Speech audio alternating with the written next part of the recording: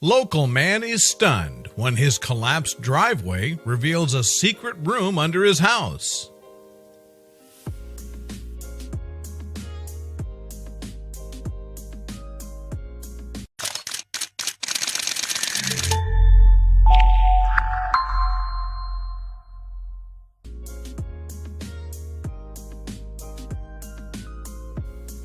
Driveway repair undoubtedly doesn't top anyone's list of favorite weekend activities.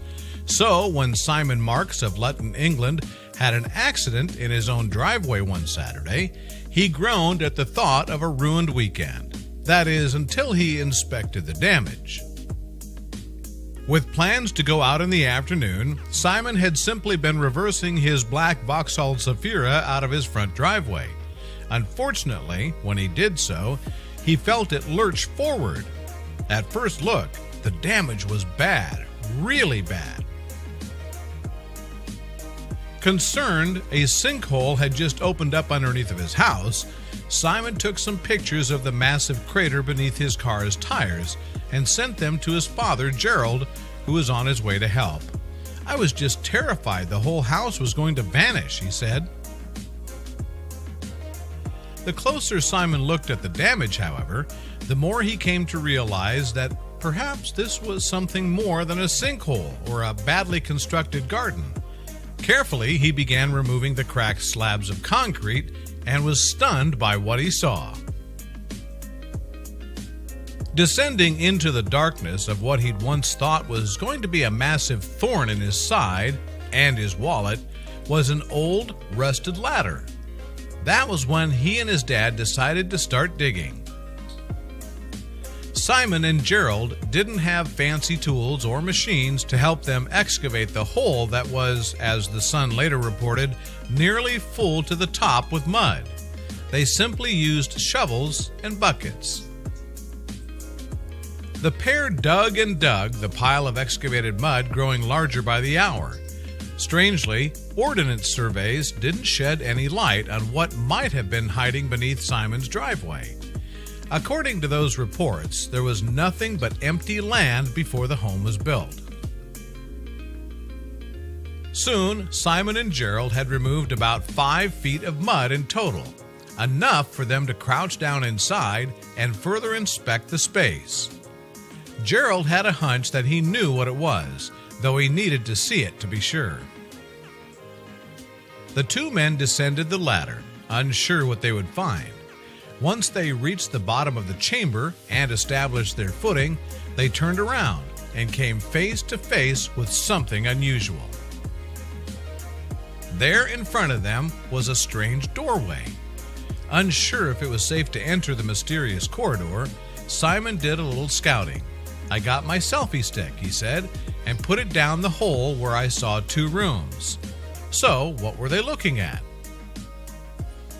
Meanwhile, Gerald's hunch was confirmed. "My dad saw it and instantly said, 'It's an air raid shelter,'" Simon said. "We Googled it and found there are quite a few in this area." After conducting some research, Simon surmised that the shelter had been built during World War II after a bomb landed near the home. This was a good theory for a number of reasons. During World War II, the Luftwaffe, Germany's Air Force, conducted a number of precision bombing raids on the United Kingdom and its allies. The unit infamously bombed Liverpool, Birmingham, and parts of London, not far from Simon's home. The looming threat of a bomb dropping at any moment pushed authorities and private citizens alike to construct bomb shelters. At first, tube stations, basements, and cellars served as protection. In the 1940s, communal shelters were built. When there was an impending threat of an incoming bomb, authorities activated air raid sirens, which prompted people to head for cover to one of these shelters. Many of them were reinforced with brick, just like the one in Simon's driveway. In Simon's shelter, hidden within the rubble of the largest chamber, were a number of well-preserved historical pieces. This newspaper might have seen better days, but it still served as a reminder of what was happening around the time Simon's shelter was built. This milk bottle, filled to the brim with caked mud, also offered a small glimpse into the past. Had someone been drinking from it while waiting for the bombs to drop above their head?